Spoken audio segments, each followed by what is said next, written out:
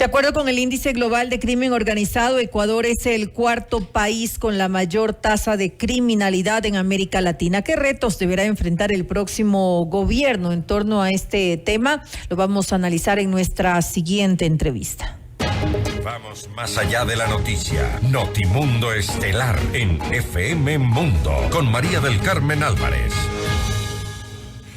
A esta hora el contacto es con el doctor Diego Pérez, experto en seguridad, para hablar sobre el reto del nuevo gobierno en los temas de seguridad. Una de las prioridades para los ecuatorianos, garantizar al menos la seguridad. Doctor Pérez, gracias por estar con nosotros. Fausto Yepes le saluda, bienvenido.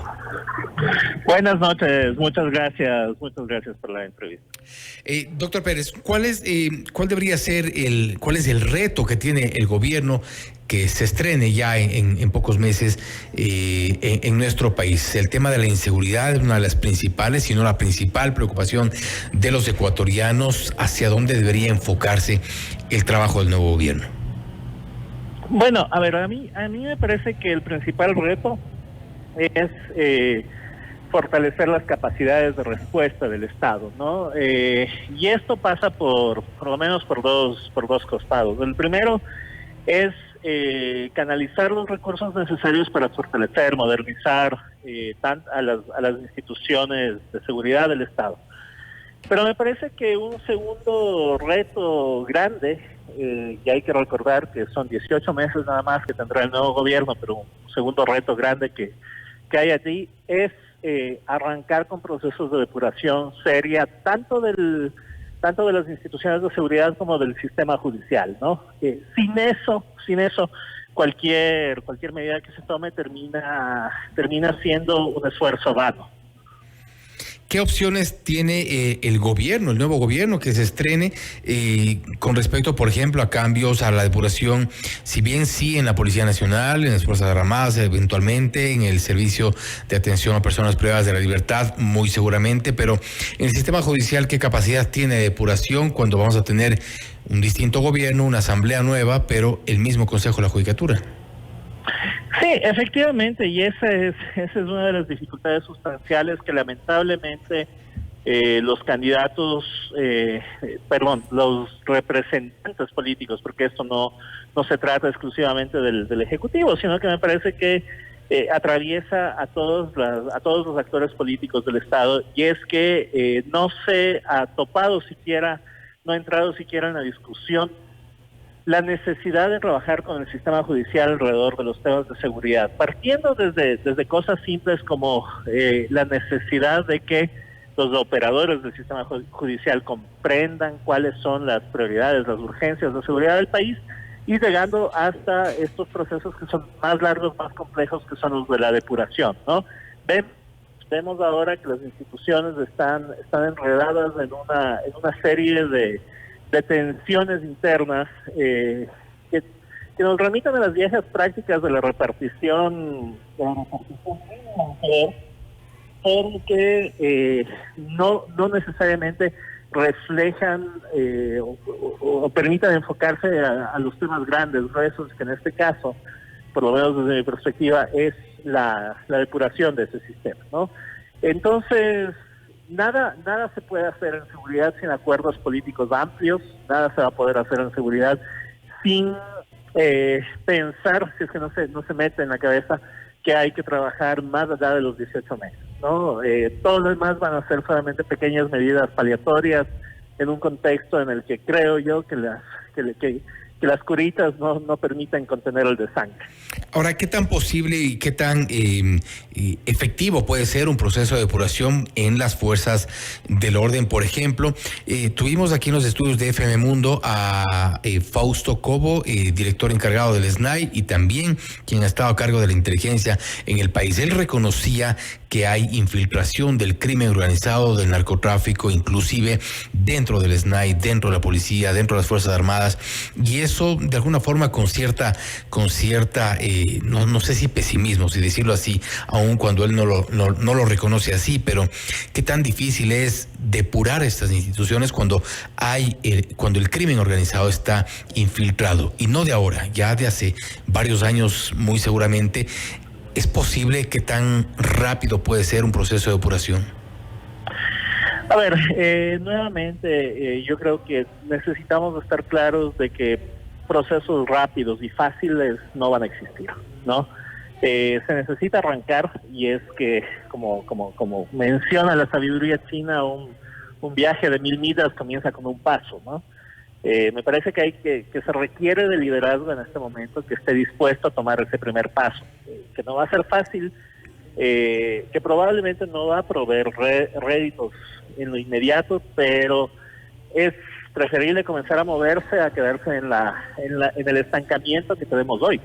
Uh-huh. Y sí, o sea, yo coincido con esto que ha mencionado Fausto Cobo. Me parece que las dificultades para estas instituciones que están ya penetradas son grandes, graves, y ahí se requiere, por un lado, decisión, ¿no? Hay decisión política y la necesidad de decisión política, que eso es bastante más que solamente firmar un decreto, sino que es asumir los costos políticos, los costos sociales, los costos económicos, los costos morales incluso de ese tipo de decisiones. Y por otro lado, pues viene la necesidad de trabajar minuciosamente con estas instituciones para discernir justamente cuáles son los focos de corrupción, cuáles son los focos, los individuos que se han vuelto vulnerables allí, y obviamente depurar implica no solamente sacarlos de las filas, sino iniciar los procesos judiciales que corresponden. Por eso nuevamente conectamos con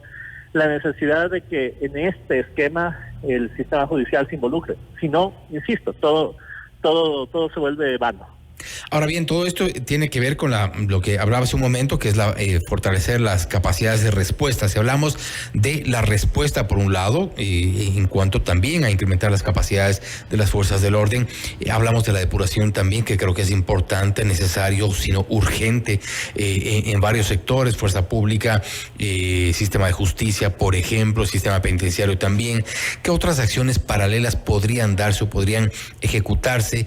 Y me refiero paralelas a acciones, por ejemplo, para sacar a los niños jóvenes que están ya de a poco involucrándose en el mundo del crimen organizado. Hemos visto con desazón lo que ocurre en provincias como Esmeraldas, por ejemplo, en zonas incluso cercanas a los colegios. Las autoridades han reconocido también que muchos de los jóvenes y niños están reclutados en este tipo de organizaciones desde muy temprana edad. ¿Qué acciones paralelas se sugieren? Bueno, a ver, yo creo que ahí cabe siempre mirar a la historia por momentos para recuperar experiencias, ¿no? En algún momento la estrategia de seguridad nacional planteaba la necesidad de construir fronteras vivas, ¿no? Y me parece que esa no es una perspectiva desdeñable en consideración de lo que tenemos hoy. Obviamente actualizándola, pero me parece que es fundamental garantizar la presencia de Fuerzas Armadas, de policía, contundentemente en los territorios de frontera, pero junto con estas instituciones tienen que venir las instituciones de salud, las instituciones de educación, tienen que venir los mecanismos de la productividad que permitan a las personas trabajar, ¿no? Me parece que eso es un primer paso necesario, inevitable, recuperar la planificación en la perspectiva de fortalecer la presencia del Estado en las zonas críticas. La segunda cosa que yo siento que es urgente en esa dimensión es que el Estado necesita hacer demostraciones de fuerza, ¿no? Me parece que existiendo el equipamiento que se ha entregado recientemente a las Fuerzas Armadas, presumiblemente aquello que vendrá para la policía dentro de poco, pues me parece que es necesario hacer demostraciones de fuerza recuperando, por ejemplo, el pleno control de las cárceles, ¿no? Sabemos actualmente que en el sistema carcelario no pasa un papel sin la anuencia de los líderes, ¿no? Que todos los tenemos identificados. Entonces, me parece que es necesario hacer demostraciones de fuerza y garantizar que algunas de estas personas pasen a cárceles de máxima seguridad o retornen a cárceles de máxima seguridad, que se reorganicen los pabellones no en función de las bandas, sino en función de cualquier criterio técnico que pueda haber allí. Es decir, me parece que el Estado necesita demostrar que existe, ¿no? Una cosa, un déficit gravísimo que me parece que ha habido en este último tiempo es que el Estado no solamente que ha dado un paso hacia atrás, sino que me parece que ha dado la espalda a la gente. Entonces, subsiste la noción de impunidad plena. Aquí puede pasar todo, puede suceder lo que a uno se le ocurra, que no hay consecuencias, ¿no? Que no hay nadie que diga un momento, no, esto no puede ser. Entonces, ahí yo siento que es necesario una acción contundente que se puede dar en lo inmediato. Es entonces evidente la ausencia del Estado. Me parece que es evidente, y yo vuelvo siempre con este ejemplo, pero es que me parece perverso. Cuando tenemos niños de 13 años involucrándose con organizaciones criminales para ser gatilleros, perdimos no una, sino 2 generaciones, la generación del niño y la generación de los padres que no pudieron o no quisieron o no pudieron proveerle a ese niño de otras oportunidades, ¿no? Entonces son por lo menos 2 generaciones perdidas allí y por lo tanto la ausencia del Estado es clara, es evidente, ¿no? Cuando vamos con los datos de el tipo de población carcelaria que tenemos ahí, encontramos que un número importantísimo, me parece que era el 57, 58% son menores de 30 años. Nuevamente es una generación perdida. ¿Y cómo la recuperamos? Me parece que el proceso de recuperarlos es un proceso lento pero minucioso, ¿no? Digo, ¿de mediano o de largo plazo? ¿Perdón? ¿De mediano o de largo plazo? De largo plazo. Es que justo eso iba a decir, Fausto, ninguna de las fórmulas mágicas que nos puedan ofrecer va a funcionar. Tenemos que pensar siempre en seguridad en el largo plazo. En el corto plazo podemos lograr golpes de efecto, podemos lograr pequeñas recuperaciones tácticas, pero lo estratégico, lo de largo plazo, lo sustancial, toma tiempo. Y ese tiempo es un tiempo en el que hay que construir, ¿no? Hay que construir las capacidades de respuesta del Estado, hay que reconstruir el sistema de inteligencia, hay que pensar, el sistema de inteligencia se desarmó 3 veces en 15 años, por lo tanto hay que garantizar la estabilidad, habrá que hacer las depuraciones que correspondan y demás, pero hay que garantizar la estabilidad en eso que es crucial para el Estado. Y esto quiere decir, y con esto termino, doctor Pérez, no es necesariamente, o las soluciones no pasan necesariamente por un problema económico. Si bien es importante fortalecer las capacidades de respuesta, las capacidades incluso operativas de la policía, de las Fuerzas Armadas, incluso en el sistema carcelario, pero no pasa exclusivamente por un tema económico, sino de voluntad, de alguien que quiera realmente asumir ese problema. Exactamente, a mí me parece que pasa por un tema de liderazgo. Digo, lo económico es importante, no podemos desdeñar aquello, pero si contrastamos el discurso de lo económico con los datos de ejecución presupuestaria en todo el Estado, en todos los ministerios, estamos en octubre y vemos que hace pocos días salían datos dramáticos de la ejecución presupuestaria, ¿no? En algunos casos por debajo del 30%. Eso quiere decir que el dinero, si bien es un problema, no es necesariamente el problema central. Creo que hay un problema de liderazgo, de voluntad de tomar las decisiones. ¿No está también involucrada la economía del narcotráfico en ciertos sectores formales, y de eso sí ha habido incluso denuncias, revelaciones sobre cómo opera esta economía y los efectos que podría tener también en la economía formal el hecho de combatir directamente a las mafias? Sí, a ver, es que yo creo que de alguna forma tenemos que liberarnos de la noción de que vamos a poder deshacernos del problema por alguna vía mágica, ¿no? Esto es como estas enfermedades crónicas que muchas personas tienen, ¿no? Alguien tiene diabetes, alguien tiene presión alta, tiene que vivir con ello, ¿no? No se puede deshacer, tiene que vivir con ello y tiene que adecuar su vida a esas condiciones. Y me parece que para estados como el nuestro, enfrentándonos a un monstruo de las dimensiones que es el narcotráfico, el crimen organizado, vamos a tener que vivir con ello, aprender a vivir con ello. Hay que tomar las pastillas que corresponden, tomar los resguardos que corresponden. Quizás no nos vamos a poder librar, pero quizás vamos a poder garantizarnos una calidad de vida mejor, ¿no?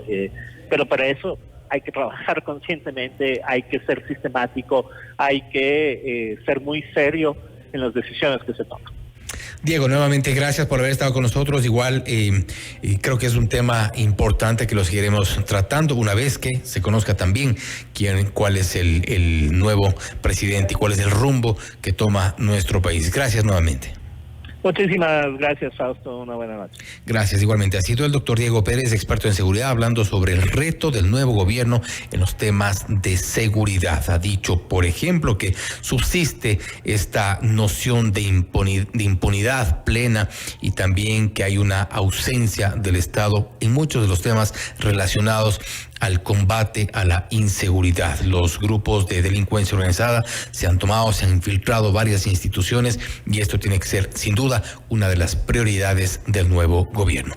Esto es Notimundo Estelar, siempre bien informados.